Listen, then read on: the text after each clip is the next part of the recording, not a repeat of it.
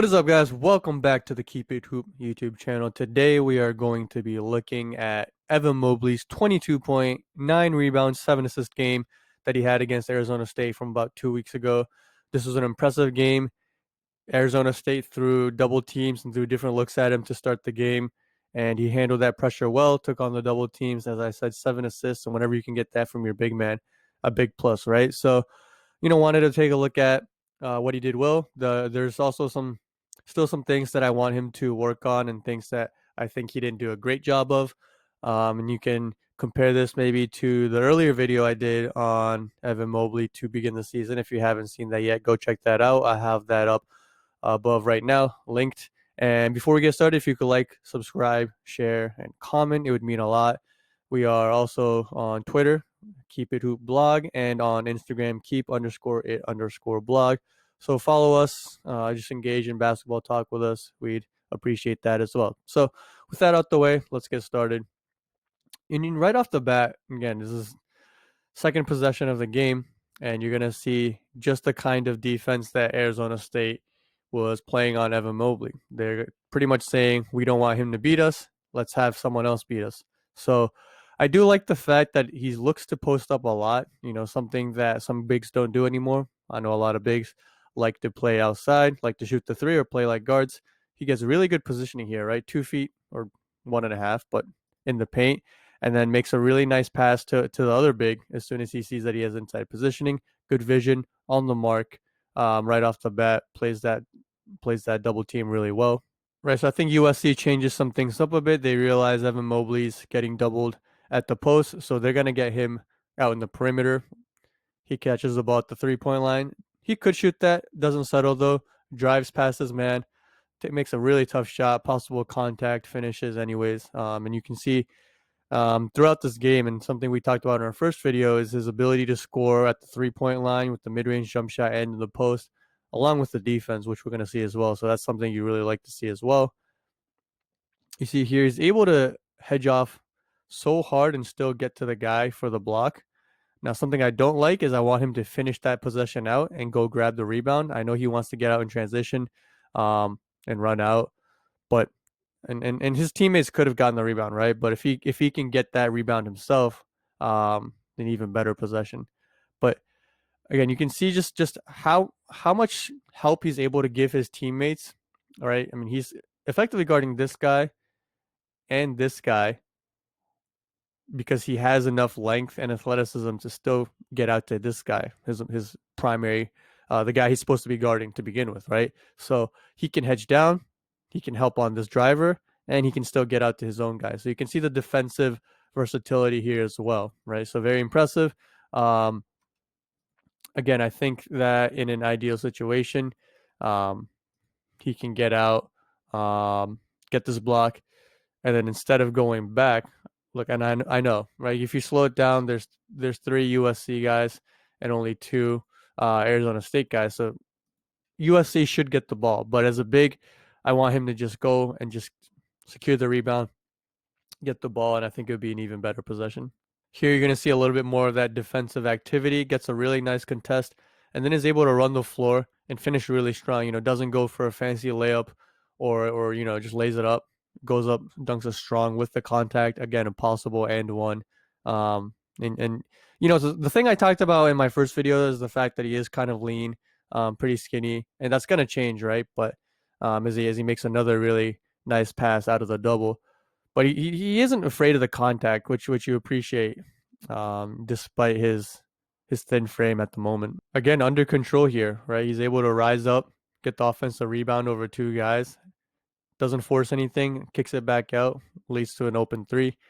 Really nice rebound there. Just being able to go after the ball. Some of it is instincts, some of it is also just size, but also just aggressiveness. And you see there, that's the kind of potential that scouts are raving about, the ability to that's an impressive play. Right, it looks simple. He makes it look easy, but to be able to just pick and roll, rise over 2 guys, and he makes it look so easy. And as long as he can continue to develop his IQ, continue to get stronger, it's the amount of things he can already do, right? The 3-point shot here, it's no wonder why he's a lock in for a top 5 pick, and the potential really is crazy because I know Bam Adebayo and his defensive skill set is something that people have um, compared him to, and I don't think he has the offensive skill set of Bam yet. Um, but Bam wasn't necessarily that crazy of an offensive player, at least versatility wise, coming out um, of college initially. So Evan definitely has that potential. And passing was something that I had questioned to begin the season. He had some nice passes and he could see the floor, but he showed this game that, right. I mean, 7 assist game again. If you put him in a situation where he doesn't have to be the initial score or the only scorer, and you end up bringing too much help or you leave guys open, he's able to find the seams and make nice accurate passes as well. That's the thing. Not just finding the open guys, but accurate passes. We'll go back and look at some of these plays. And you're gonna continue to see just right, like it's a really nice pass right there. That's not an easy pass, right? One, I love again the deep positioning, right? He's asking for the ball as well. And as a guard myself, I can tell you if a guy's posting up but he's not getting good positioning or he's not calling for the ball, sometimes you either miss it or it's not your priority to get them the ball. But you can see he's working hard, he's asking for the ball, and then there's three guys there, right? Because the guard comes down to help too. There's three guys guarding Evan Mobley. And again, ASU is saying we don't want anyone. We'll take anyone beating us besides Evan Mobley. And Evan Mobley doesn't force it, right?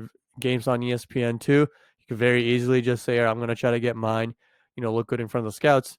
But he's making the right play, right? And then just really good pass, takes on the double team, and a lot of it comes from his ability and willingness to post up deep in the paint. And we saw the jump shot earlier this time, going off the dribble. Really nice footwork too. Good patience. And that floater going right while your body's moving is not easy. Not an easy play, not an easy shot. And the strength is there. A lot of it, we see a lot of finesse from him, but the strength, as we've noted over and over, able to finish with contact, isn't afraid of it. Um, the thing that impresses me about both him and Cade Cunningham and even Jalen Suggs, for such young players, the why I'm impressed with that those three guys, especially in this draft class at the top, are that they don't have any glaring weaknesses. They're very mature games. They're not rushed, and all three of them are just very polished players for their age. Very mature, very patient. They can all drive. They have a mid-range game. They can shoot from the three, and none of them are defensive liabilities. Now we'll see how they get in the NBA because there are guys who come into the NBA as decent defenders, and then once they have more offensive responsibilities, they aren't as good defensively. So we'll see how that translates. I don't think Evan Mobley especially shouldn't have any problem, and Cade Cunningham, especially with his size, I don't think will be a bad defender as well. Jalen Suggs we'll see because he's not the biggest guard. But yeah, I mean, I just all three of their ability, their versatility, lack of weakness, maturity, super impressive. And this draft class is the top is scary, man, because you also have Jonathan Kuminga, who I've been very high on, done videos on him, and Jalen Green, who has crazy potential as a scorer, as a wing in the league. And there's still questions about all these guys in terms of not weakness, but can Cade Cunningham's game translate if he's not an elite athlete, even though he has size?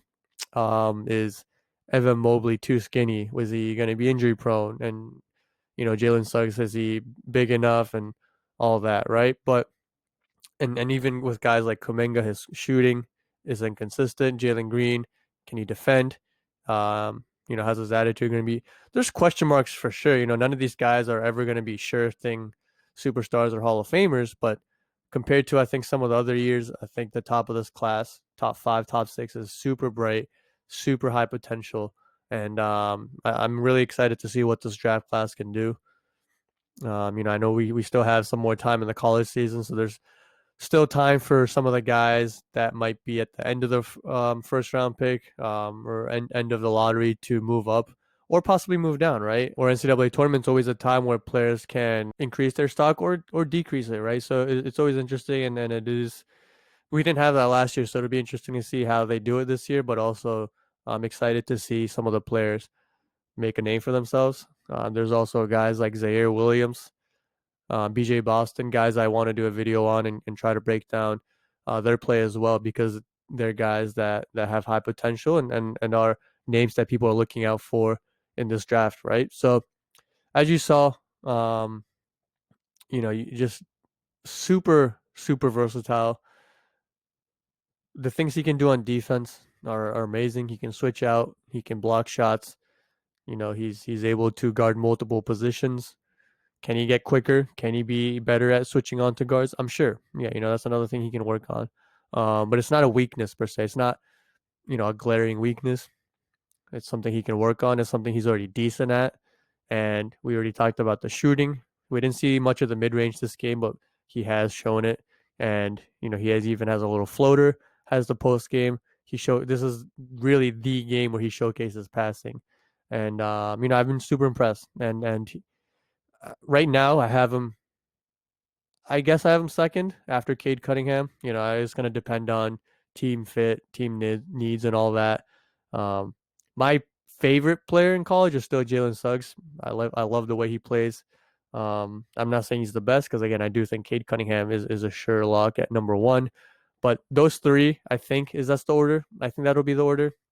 Cade Cunningham, Evan Mobley, Jalen Suggs. But again, Kuminga, Jalen Green aren't far behind. It'll depend on team needs, and I'm sure the way the college season rounds out. So very excited for this draft. That'll be it for today. Hope you guys enjoyed this video. Again, please remember to like, subscribe, share, and comment. We're almost at 200 subscribers on YouTube, almost at 100 subscribers on Twitter. Really trying to ramp it up. Excited for the All-Star game on Sunday. Maybe we'll do a Twitch stream for that. Again, we started doing Twitch streams on Wednesday. I'll have the link in the description below. So maybe I'll do a live stream talking about some of the All-Star game. Maybe I'll do an article or something about All-Star moments. Regardless, stay tuned. We'll see you guys soon. Thanks again for watching. Peace.